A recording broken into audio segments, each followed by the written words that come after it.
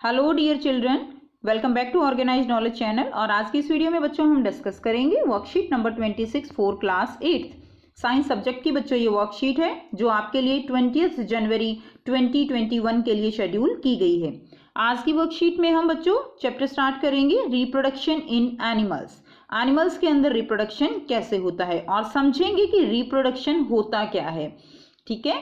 और प्यारे बच्चों, अभी तक अगर आपने चैनल को सब्सक्राइब नहीं किया है तो जल्दी से चैनल को सब्सक्राइब कर लो और बेल आइकन भी प्रेस कर लो ताकि आप बच्चों को हर वीडियो की नोटिफिकेशन मिलती रहे। So let's start. As we know that different life processes like digestion, circulation, excretion and respiration, they are the essential for the survival of every individual.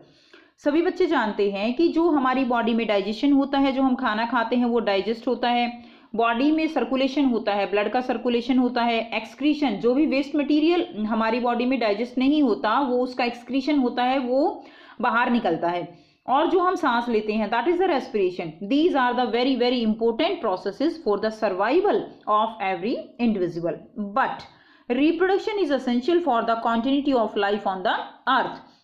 देखिए, रिप्रोडक्शन जो है वो हम कह सकते हैं कि हमारे जिंदा रहने के लिए उतना इंपॉर्टेंट प्रोसेस नहीं है जितना कि सर्कुलेशन, एक्सक्रीशन और रेस्पिरेशन, लेकिन रिप्रोडक्शन एसेंशियल है कॉन्टिन्यूटी ऑफ लाइफ जो है उसको अर्थ पे कंटिन्यू करने के लिए। अगर रिप्रोडक्शन नहीं होगा तो अर्थ से जो लाइफ है वो उसका एग्जिस्टेंस खत्म हो जाएगा।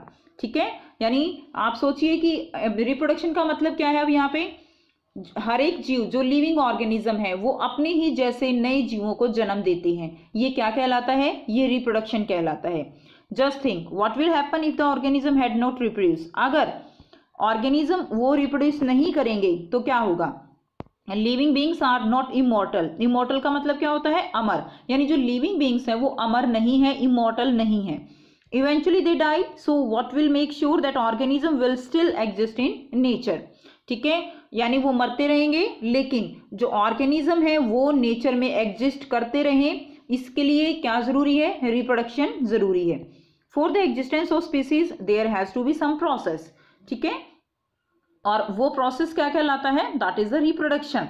This process that help in the giving rise to similar individuals from the existing one is called reproduction. So ये जो प्रोसेस है जो कि सिमिलर इंडिविजुअल्स ऑफस्प्रिंग एक पेरेंट से फॉर्म होते हैं, जैसे हम हमारे पेरेंट से रिप्रोड्यूस हुए हैं और जो नेक्स्ट जनरेशन है वो पिछली जनरेशन से जो है इस तरह से जन्म लेती रहती है। तो ये प्रोसेस क्या है बच्चों? This is the reproduction. This process is not only important in human being but also in all the animals, plants and lower unicellular organisms और इन ऑल लिविंग बींग्स। सो ये जो प्रोसेस है दैट इज केवल human beings में important नहीं है but जितने भी एनिमल्स हैं, प्लांट्स हैं या यूनिसेलुलर ऑर्गेनिज्म हैं। यूनिसेलुलर ऑर्गेनिज्म यानी जिनकी बॉडी एक ही सेल से बनी हुई है, लाइक अमीबा, पैरामीशियम, उनके लिए भी ये प्रोसेस उतना ही जरूरी है। It make sure the continuation of species of the organism without extinction. So ये जो प्रोसेस है, ये प्रोसेस जो स्पीसीज हैं उनको एक्सटिंक्ट होने से बचाता है। ये श्योर करता है ये प्रोसेस कि जो स्पीसीज हैं, किसी भी ऑर्गेनिज्म की स्पीसीज, वो कॉन्टिन्यूटी में रहें, उनका एग्जिस्टेंस रहें, वो अर्थ से खत्म ना हो। अब देखिए, अ mango tree gives rise the mango tree. ठीक है, एक मैंगो ट्री जो है उससे जो सीड होगा और उस सीड से जो नया प्लांट ग्रो करेगा वो क्या होगा? That will be a mango tree. ठीक है, एक cat give birth to a kitten, और कैट जो है वो किटन को ही जन्म देगी, producing the same species every time. Have you seen the young ones of different animals? क्या आपने कभी ऐसा सुना है कि जो डॉग है उसने किटन को जो है जन्म दिया है? ऐसा तो नहीं होता। जो पेरेंट होता है वो जो है अपनी ही स्पीसीज के ऑफस्प्रिंग्स को जन्म देता है। ठीक है, उसी का बर्थ करता है। Try to recall the name of young ones of some animal by completing the table. अब आपको देखिए यहाँ पे एक टेबल दी गई है, आपको इस टेबल में जो एनिमल्स के नाम दिए गए हैं और यंग वन उनके बच्चों के नाम आपको यहाँ पर लिखते हैं कि उनके जो यंग वंस होते हैं, उनके जो बच्चे होते हैं, उनको हम क्या कहते हैं। तो देखिए बच्चे, मैंने पहले ही यहाँ पे ऑलरेडी लिख दिया है, आप यहाँ से इसको अपनी कॉपी में कर सकते हैं। जैसे ह्यूमन है, ह्यूमन के यंग वन को क्या कहेंगे? बेबी कहते हैं। कैट के बच्चे को क्या कहेंगे? किटन कहेंगे। ठीक है, डॉग के बेबी को क्या कहेंगे? पपी। ठीक है, डॉग के बच्चे को क्या कहते हैं? पपी। बटरफ्लाई के बच्चे को क्या कहते हैं? प्यूपा। बटरफ्लाई के बच्चे को क्या कहेंगे? प्यूपा। हैन के बच्चे को कहते हैं चिक। और काव का जो बच्चा होता है उसको कहते हैं हम काफ।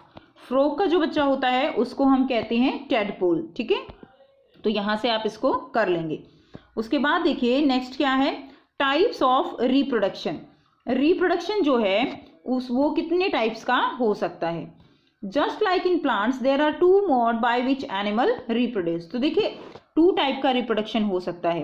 One is sexual reproduction and another is asexual reproduction. अब सेक्सुअल रिप्रोडक्शन का मतलब क्या है? It is a process where two parent होने चाहिए, यानी एक मेल होगा और एक फीमेल होगा।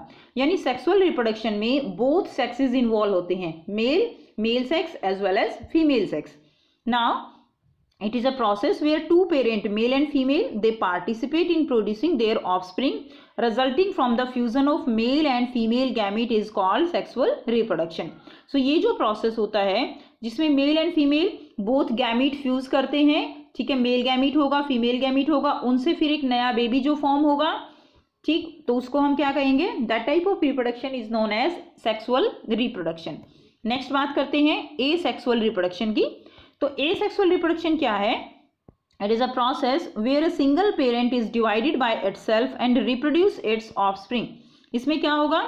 ये एक प्रोसेस है जिसमें सिंगल पेरेंट वो जो है डिवाइड करता है और क्या करता है? नए ऑफस्प्रिंग को प्रोड्यूस करता है। इसमें हम अमीबा का एग्जांपल ले सकते हैं। अमीबा जिसकी कोई शेप नहीं होती है वो धीरे धीरे जो है डिवाइड होना स्टार्ट कर देगा, ठीक है, और क्या होगा? धीरे धीरे वो नए 2 अमीबा फॉर्म कर देगा।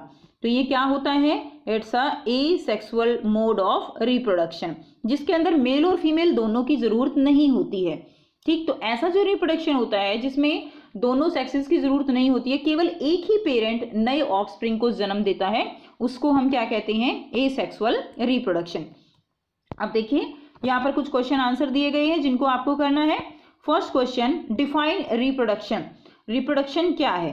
तो बेटा इसका आंसर यहीं पे बिल्कुल डायरेक्ट दिया गया है, यहीं से आप कर लेंगे। रिप्रोडक्शन की डेफिनेशन आपको लिखनी है, this process that helps in giving rise to similar individuals from the existing one, यानी जो ऑलरेडी पेरेंट है उससे नया यंग वंस फॉर्म होना क्या कहलाता है? Is known as reproduction. तो ये आपका क्वेश्चन नंबर 1 का आंसर हो जाएगा। नेक्स्ट करते हैं question number 2। Asexual question number 2 is explain the importance of reproduction in living being. Reproduction की लिविंग बीइंग के लिए क्या इंपॉर्टेंस है? तो ये क्या है? इट मेक श्योर, यही आंसर हो जाएगा, ठीक है, छोटा सा आपको लिखना है। It make sure the continuation of species of the organism without extinction. यानी रिप्रोडक्शन जो है ये एक प्रोसेस है जिससे स्पीसीज कंटिन्यू रहेंगी, ठीक है, विदाउट एक्सटिंक्शन, यानी कोई भी स्पीसीज वो जो है एक्सटिंक्ट नहीं करेगी, अर्थ से गायब नहीं होगी। तो ये आपका क्वेश्चन नंबर 2 का आंसर हो जाएगा। नेक्स्ट देखिए क्वेश्चन नंबर 3 है, what will happen if the living organism had not reproduce. क्या होगा अगर लिविंग ऑर्गेनिज्म जो है वो रिप्रोड्यूस ही नहीं करते हैं तो क्या होगा? यहाँ पे ये आंसर 3 आपका मैंने लिख दिया है। If living organism had not reproduce the life get extinct from earth. Earth से पूरी लाइफ ही जो है क्या हो जाएगी? एक्सटिंक्ट हो जाएगी अगर रिप्रोडक्शन नहीं होता है। तो ये आपका आंसर 3 हो जाएगा। नेक्स्ट देखिए, what is the different mode of reproduction in living being. तो कौन से मोड ऑफ रिप्रोडक्शन हो सकते हैं? One is sexual reproduction and another is asexual reproduction, ठीक है। डिफरेंट मोड के साथ साथ अच्छा है आप डेफिनेशन भी याद करो, ठीक है। तो सेक्सुअल रिप्रोडक्शन जितना भी ये ग्रीन में हाईलाइट है ये कंप्लीट आपको इसका आंसर जो है लिखना है। Sexual reproduction in which 2 parents are involved, both sexes are involved, male and female. But in asexual reproduction where a single parent is divided by itself and reproduce its offspring, तो वो क्या हो जाएगा? That will be the asexual reproduction. So दोनों ही mode आपको यहाँ पर याद करने हैं, लिखने हैं, क्योंकि ये आपके लिए काफ़ी इंपॉर्टेंट टॉपिक है। ये थी बेटा आपकी आज की वर्कशीट। आई होप आपको ये वर्कशीट क्लियर है। कोई भी डाउट है आप कमेंट सेक्शन में कमेंट करके पूछ सकते हो। अगर आप बच्चों को वीडियो अच्छी लगी तो लाइक शेयर जरूर कर दीजिए और प्यारे बच्चों चैनल को सब्सक्राइब भी कर लो। And thanks for watching, have a nice day.